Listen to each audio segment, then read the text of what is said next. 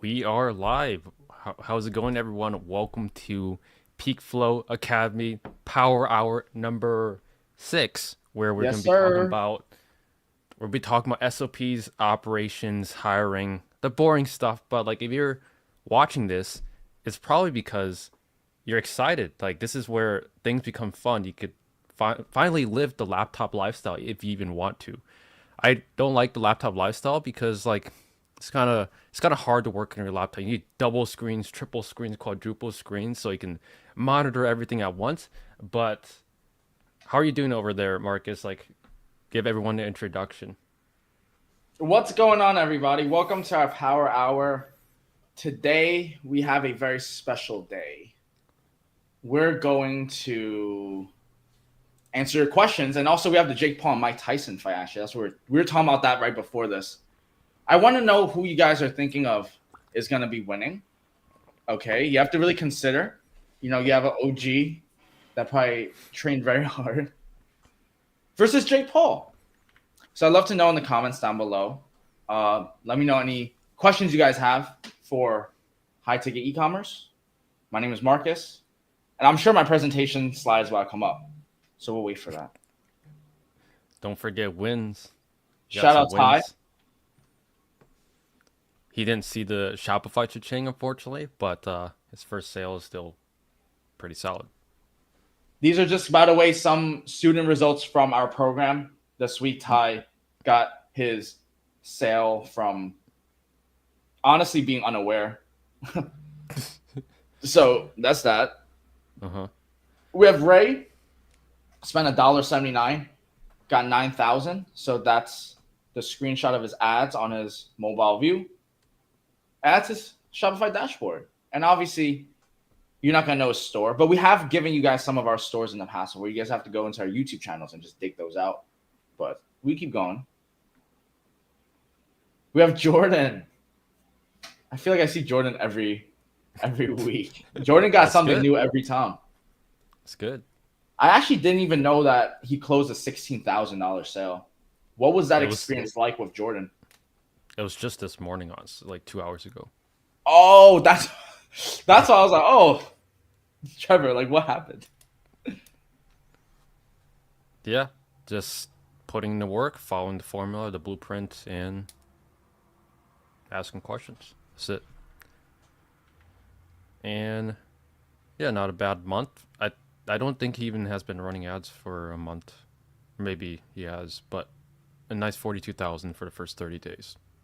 I remember just setting up his CRM like a few weeks ago. So that's interesting. He's already. Yeah, making good progress. I know he was having issues with receiving payment, so that's probably why he like slowed down the ads here. Oh, But as soon as he fired the ads back up after resolving the issue, seems like he's making the orders again. that's great. So, guys, if you guys watch this every single week, man, it's the same words every time. I'm so sorry. But if you guys didn't notice, we changed the word on slide 2 when we kept misspelling questions. It was because I was duplicating the slides over. No, we were misspelling answering, the word Yeah, answering. yeah. But now we fixed it. And hopefully by next week, I'll have an A/B test on my own profile. If you guys don't know what A/B test is, it's just a marketing term. It's a way to see what's working and what's not. Okay. And starting off with that, I actually learned A/B testing in college. A/B testing was one of the few concepts that I actually grasped during my college days. There, okay, by the way, guys, for anyone that is in college right now, I don't know if you guys can relate. When you go to business school, especially when you're setting yourself up for like the big corps and stuff, everyone gears yourself towards like accounting or the big four. Trevor, do you know what the big four is? You ever heard of it? It's okay. It's like an No, accounting thing. The big four is accounting. like the big firms that are like, like Goldman Sachs or EY. They're like the big corporations. And so, your job when you're inside the school system, when you're inside college, is to precisely become an employee. Kind of like that that was just a vibe. And I felt like that was what college was. It was like I'm going in and I'm just doing something to become something for someone else. I wasn't being even my true authentic self. And I realized that, okay, during like my freshman sophomore year when I was learning between marketing and accounting. That's why this is so important. It's because when I was in school, everyone was trying to set you up to be another person in the system, another person in the big course, another person in EY. I went with my gut. I didn't even know like if marketing was going to be it. I just had an interest with, psychology. I had an interest with how do I get someone to like buy from me, to be quite honest. So I went with my heart. And I'm speaking about this because a lot of you guys right now know what you're supposed to do inherently. Inside you, your heart speaks and but you're not doing it because you're afraid. Like you're afraid to take a risk. And that's perfectly normal. It's a lot of risk when it comes to starting a business, when it comes to going into the online space. There's tons of scammers, okay? But I want to let you know, me and Trevor, we at PeakFlow, it's not even just us, it's the entire team. We couldn't be here without everybody on our team. Is that, we are actually trying to make a difference in this world, okay? We actually, when you guys come in, we're going to do our best to give you the proper resources, the tools, the guidance, and we're going to try to be there for you in every way possible, from dropshipping to mindset to building your business acumen. And I'm saying that is because if you're in college right now, just know you're not going to have the same acumen as someone that's actually going out and doing what they're supposed to do every day. The people that you're seeing every single week come in, you're seeing these results. It seems so easy. It's like, oh, these guys are they scamming? What's going on? You don't even fathom the behind the scenes stress that goes on, bro. Like you don't really understand until you're actually there. And I say this because, the only way through is through.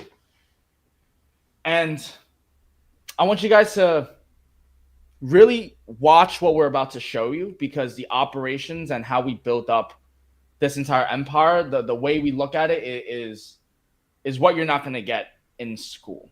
Okay. I'm someone that came from school, literally inside. I had my undergrad in business administration. I had my master's. I'm telling you, the stuff that you're learning now, that we're about to show you, you're not going to find school. School is 10 years behind. Okay. So that's my background. And Trevor actually was on the other side. He's more of the traditional entrepreneur. He was just like, well, this shit doesn't make sense. Let me just drop out. So Trevor, I'm past. Like, how about you, bro? Like, how did you come about e-commerce? Yeah, good question. So I found out about e-commerce just from a YouTube ad. Oh, Honestly, interesting. like very, very, I would say it's been like 9 years since then.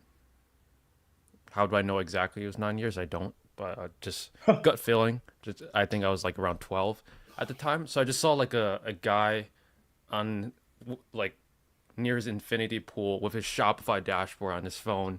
It's like, hey, join my dropshipping course.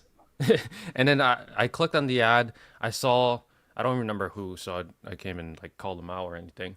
But like, yeah, I went through the training. It's like, hey, this is interesting. And then I began researching like content on YouTube on how to start dropshipping. But obviously, you can't form a company under 18, so I had to wait and actually set it up many years later. But along the way, I started a ton of other businesses. I was on like forums, like on how to make money, and I was just like spending hours and hours a day, just like, how can I make money? Can I resell ebooks? Can I make ebooks? Can I share this with this community? All these like tactics. I had a Twitter account. My current Twitter account, actually, it was a Fortnite account. Like, I don't think you even know this. It was a Fortnite account, and when Fortnite was popular, I was reselling accounts with skins, and I think I made a couple $100 Oh my through the god. account. So I was just hustling any way that opportunity presents itself. I'm taking advantage of it. So that's how I like got started with entrepreneurship. Just any any opportunity. It doesn't matter what risks. I didn't have anything to lose. I'm taking the risk. So along the way, I tried many other business models, as you can see on the screen.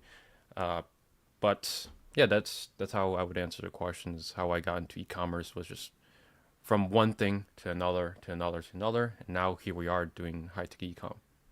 Here we are. Hey, so Hey. with that being said, it's hiring operations time. Let's see if there's any questions first. Let's go. I feel like I recognize this person.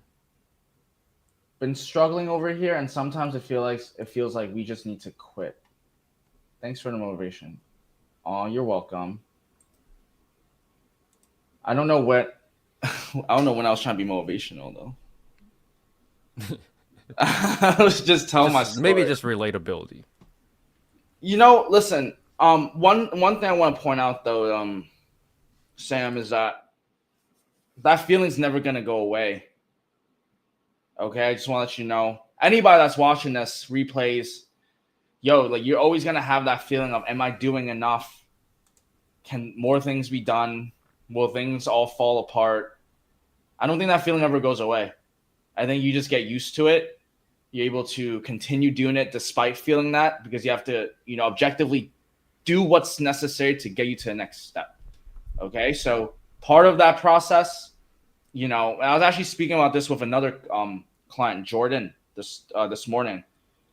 When you guys are running a business, you have to make sure every aspect is taken care of. Okay, you have product uploading, calling suppliers, website building, ads, all of that need to be just done, like just taken care of in every branch. So eventually, at one point, first you learn it, and then you have to start scaling or just making sure things are done even when you're not there. And that's the hard part. And that's why this video is so important, because SOPs, structure, if I'm being honest, Trevor has a huge advantage for me, like over me. Like his systems and operations are a lot more clear, organized. And you need to understand how clean and organized it should look so that you could understand how it should be. And then once you understand it, you have to make sure you execute. Okay, so the first most important thing is hiring team members.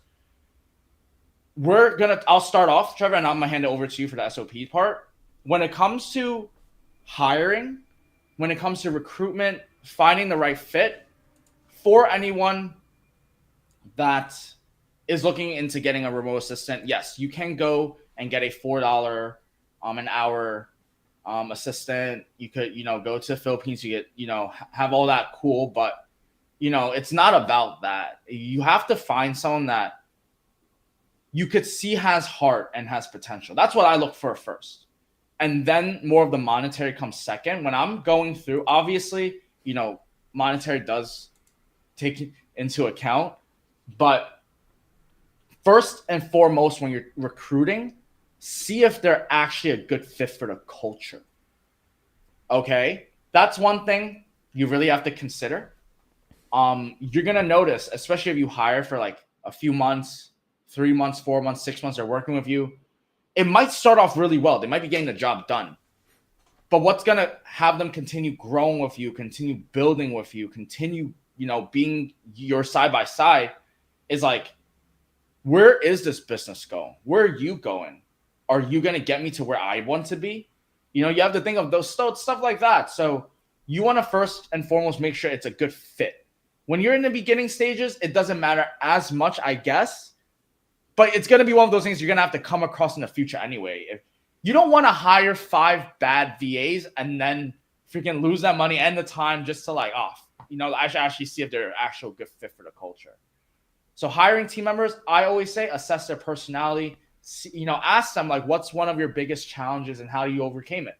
That's a great way to see and measure their problem solving. It's a great way to see how they tackle on problems, their mindset, and see if there's actual potential. Because when you're hiring team members, you're investing into them. You're thinking of like the monetary side. I'm at the point I'm thinking of energy side. Like I only have so much energy in a day. Am I really going to take my time to like train and prepare and give you all the resources and hone you. It's kind of like you have to see potential in them. Everyone on my team like has massive potential, with or without me, and that's the amazing part. It's like when you have superstars and everyone lines up and then everyone's doing their special. It's like, bro, Hall of Fame. Hall of Fame. Team members, your team, crucial, bro. Okay, don't let this slip up. Remember the right questions to ask. Look at their character. And then once you find the right people, they have to know what to do, which is what standard of procedures is. Okay, standard of procedures is the instructions and what they should be doing. And that's where Trevor's specialty, we don't call it standard of procedures, we call it specialty of procedures by Trevor. I'm fascinated to you, bro. Yeah, so good job explaining like hiring team members. I think it's very important to understand the psychological part of hiring team members, but I want to also cover the logical side of hiring team members, like when should you hire team members and how. So obviously you need to understand. I would say it's more important to hire logically. I mean, psychologically. So if the person is good, they're gonna outweigh any stats that you see on paper. But on paper, what you want to see is just like, do the numbers make sense with the business? Like if you're paying $4 an hour, calculate how much is that per day, calculate how much that is per month, and just see what percentage of the employee cost is going into your monthly profit. If it's costing $1,000 and you're making $5,000 a month, well, 20% of the expenses is going, or the profit is going to employees. And if you're fine with that, just monitor that and understand that if you want to have a healthy P&L, then you have to understand like when should you hire based on your profits. And then also like if it's your first time hiring, it's going to be daunting. I personally, my hiring and firing style is more brutal than Marcus's. Like if I am about to fire someone, I will literally just say, "You're gone." But like Marcus's firing style is like you gotta talk to them, kind of see like where they're at, and you can kind of get emotional sometimes. I'm not emotional. I just literally, if I don't like them, they're not a good fit for the company, I snap my finger, they're gone. It's a different style, whatever works for you. But like I feel like a good blend of both is Yo, we are so raw with you guys. I just want to say, like, this is literal behind the scenes, our personalities, yo. Yeah. And then in terms of SOPs, if you don't know what SOPs are, they stand for standard operating procedures. And basically, if you ever work at a company, and this is from a person that never worked at a company before or any public company, they'll give you like some sort of document where you just follow, like it will say like your role. If you're the software engineer, this is your role. You're supposed to check in at this time. You're supposed to do these tasks. You're supposed to do your report. It's just like a document. So in terms of how to build it, you could do Google Docs. You could do Notion. I built my first SOPs on Notion, and then honestly, they took like over a year to build because I had no direction, I had nobody to like learn from at the time. So it took me a long time to build my SOPs. But now it's really just reverse engineering what you do on a day to day and putting it down on paper so someone can clone you. Now, besides cloning you, it's also important that the business owner is not the person that's the smartest in the company. That's very important because you want your employees or your team members to actually step in and tell you, hey, like you're screwing up right here. You should do this. Or you're screwing up right here. Maybe you should do this. You want that feedback. If you're just a one-person company with 5 VAs that just does whatever you tell them, then you're just gonna have no direction. You're not gonna be able to improve, and it's really not what you want to be looking for. So I'll pass it to Marcus in terms of structuring the team. So hiring the team members, you can hire from a lot of sources. I recommend if you're hiring from the Philippines, online jobs.ph, you could do Upwork, you do Manila, Craigslist. I tried all three. I would recommend online jobs for the highest quality. In terms of like who to hire, I honestly hire people with an IQ level over 125. From my experience, usually they just understand things a little bit quicker and don't have to explain things 5 times. But yeah, go on, Marcus. How do you structure the team after you hire them? That's a great question. You want to look at what Do you want to answer Sam's question first? Sure. So Sam I've been. said, I've been wondering about SOPs. We are nowhere near the point of hiring, but there are so many steps that Uh, need to be done and with attention to detail, and it's also hard to trust someone to do things right. Yeah, I feel exactly the same way when I first started. That's very normal. In terms of like steps, would just recommend, at least for my SOPs, I just make a recording of myself doing the task. For example, if you're hiring someone to do your product uploads, well, the best way is just show them over the shoulder yeah. how to do the product upload. Step one, take the supplier's price list, extract it, put into StockSync or whatever software that you're going to use to import the product to Shopify. Then you're going to optimize the title, change the price, add in the barcode, add the product tags, product types, optimize the SEO meta titles, do all that. You have to do it step by step by step, record all those steps, piece it together into one SOP. Um, yeah, you just have to explain it to them step by step. I would say that's the best way to do it.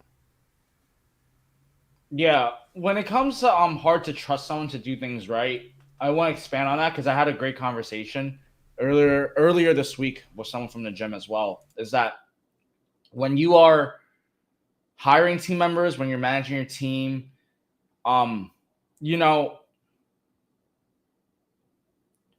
trust is such a subjective word, you know? Like you should number one, you should be able to trust your team, but make sure to do things right. I'm actually going to point the finger back to you in the sense that what if your team members don't know what they're supposed to do? Because I've actually had cases where there's just miscommunication, and that's why SOPs is so important. Trevor probably not having has faced that as much because he probably has like the standards, boom, boom, boom. What I did back then when it came to hiring for my ecom, I was all over the place, but I would just literally just make the video. And like Trevor said, I would just over his shoulder and teach them, like show them what to do.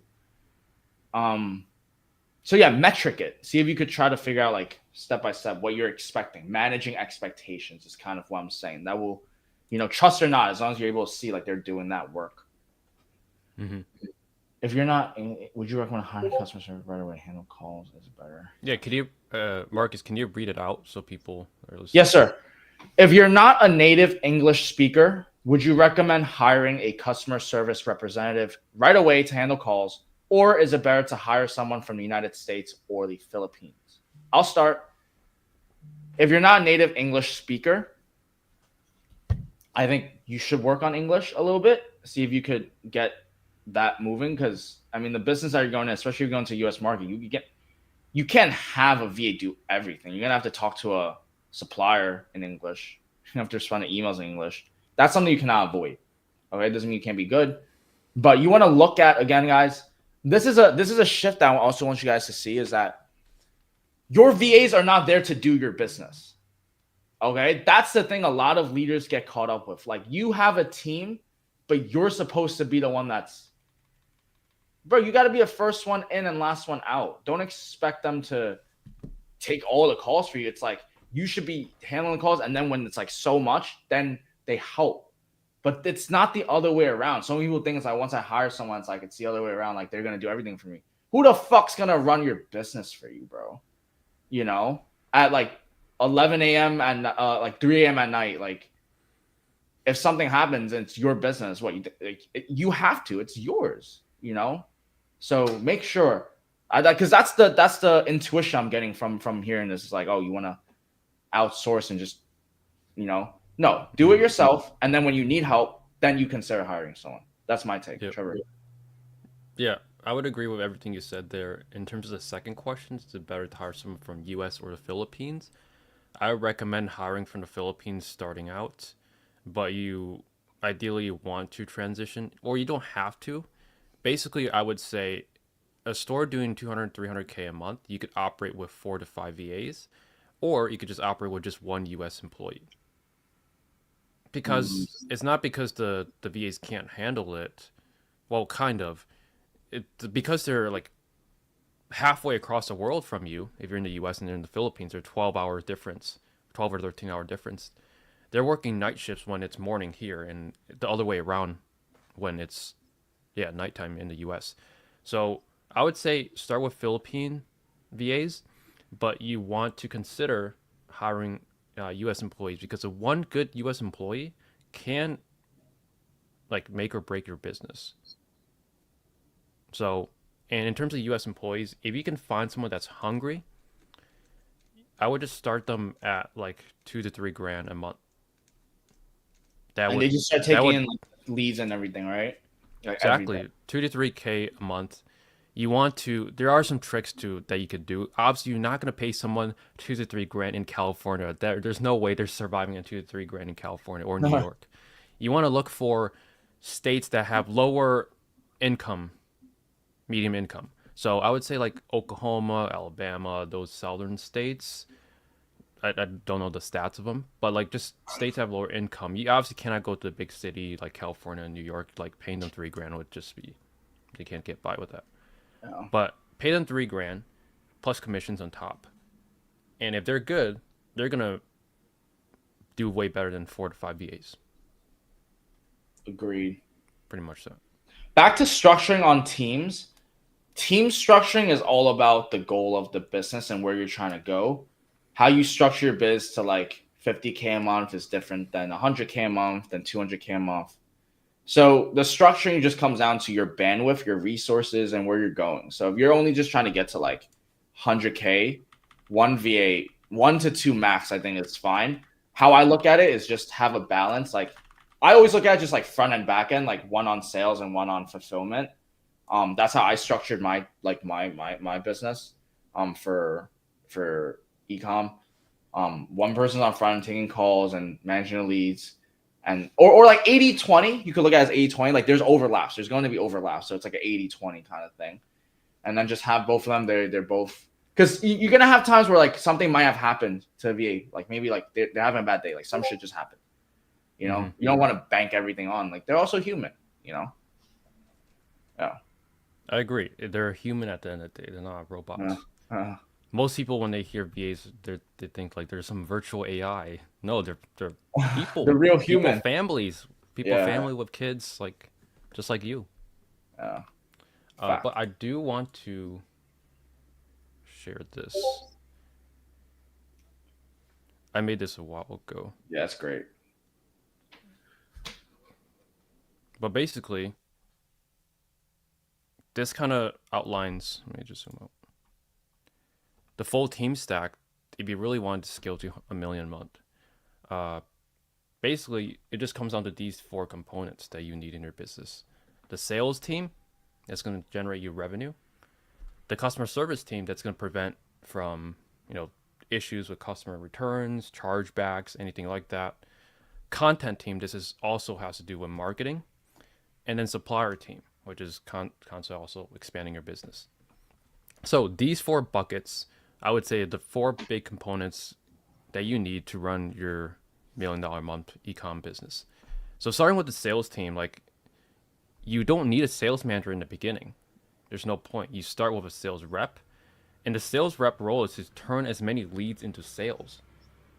And luckily, with high ticket ecom, you don't need a ton of sales experience or hard sales skills to convert people into sales. That's the beauty of high ticket ecom. All you really need to do is structure your calls in a way where you just provide value, answer what are they looking for, what's their pain point, add urgency to it, and then CTA. That's it.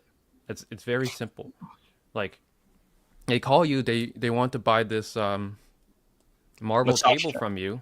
Mhm. Like, why do you want this marble table? Oh, I'm looking to buy this marble table because we're re or what's it called? Renovating. Renovating. Yeah, renovating our house. Okay, why are you renovating your house? You gotta dig. You gotta dig into their pain point. Oh Well, I just had a divorce with my husband and my god. blah blah blah. Just let them talk. Just let them talk. And then yeah, like you just understand like where they're coming from, and like just small talk with them. And then whatever product that they're interested in, the marble table, then all you really have to do is just say, hey, I can get this marble table to you down in your house in Florida. It will just take about 7 business days. How's that sound? And then they most likely say, "Yeah, this sounds great. Do you offer any discounts?" And if they ask you for a discount, they're very warm. You just give them a discount and they'll close. But if they don't ask for a discount, never give the discount. You're just losing profit on front value or face value. Yeah. Yeah. So yeah, that's a sales team. The KPIs that you want to measure is just like what's the average sales size. So is your AOV 2,000, 4,000? It's a little bit different as the AOV changes. Like my AOV is around 2,000, but I know Marcus's AOV is like around 4,000 ish. So the customer service experience is a little bit different in terms of like the 4,000 and higher takes a little bit longer to convert than the 2,000. 2,000 I can, if they call them back, they're gonna close right then and there. The 4,000 a little bit longer into like buying, but a little bit different. Cool. So the sales manager, once you have multiple sales reps, is just to manage your sales reps. Mm-hmm. And basically, you just want to make sure like each sales rep is doing their role. They're closing as many sales as possible.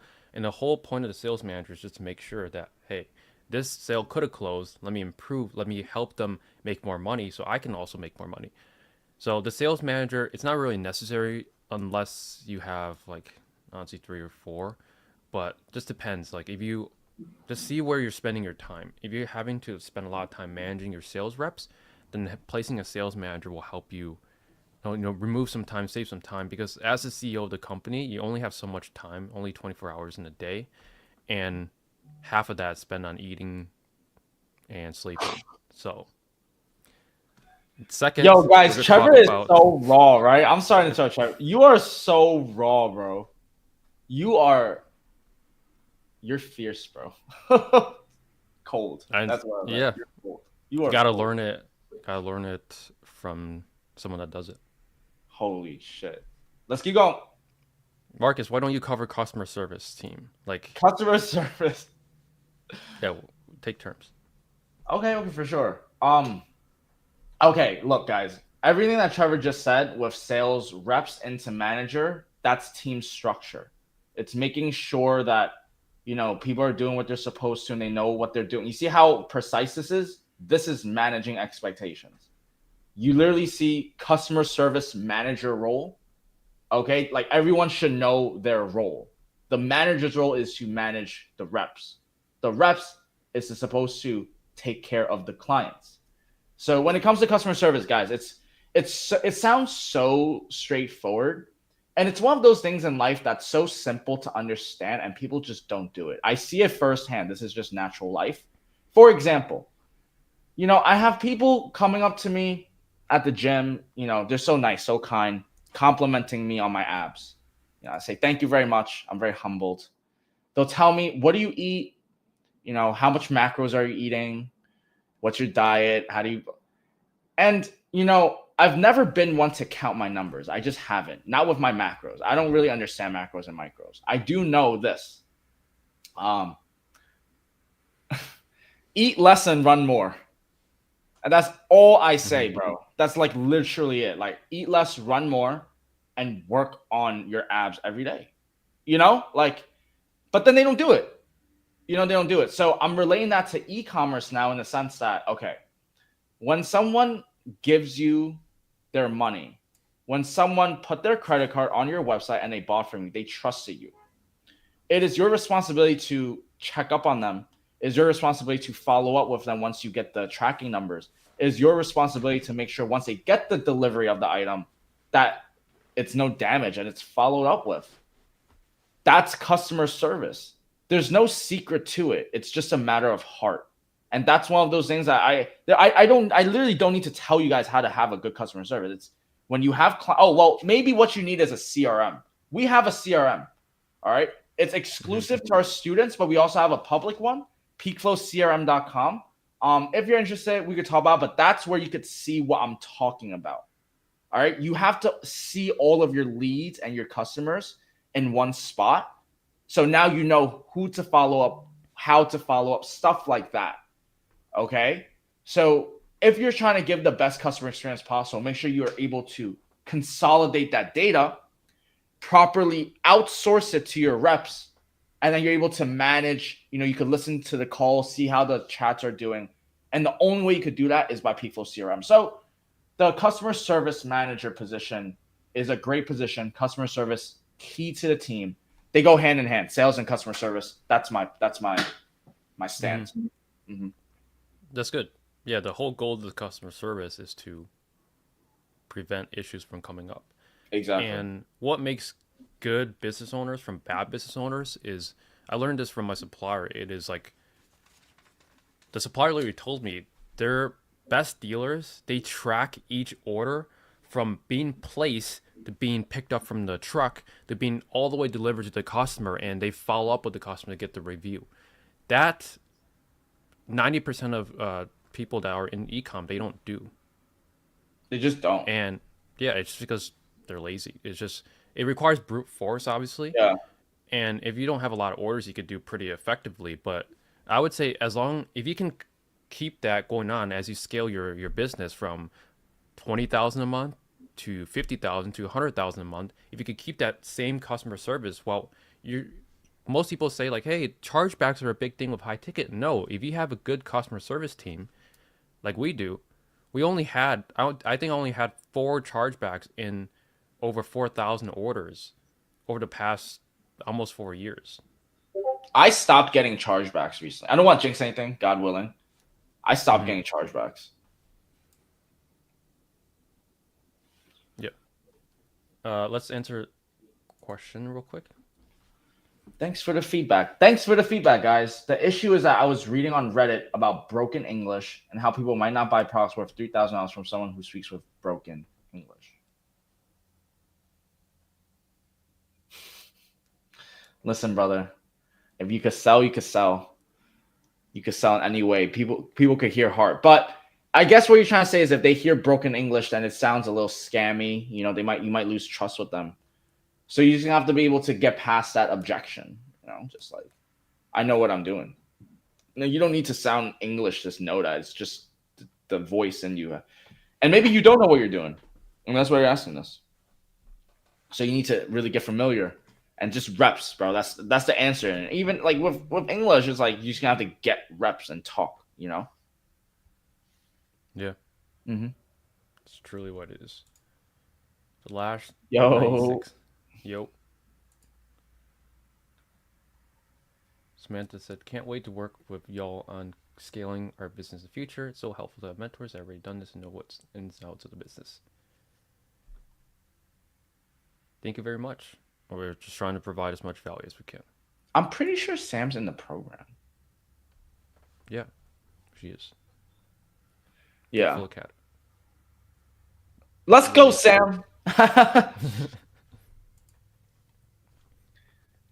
Do you guys or your students use the unit number on your address?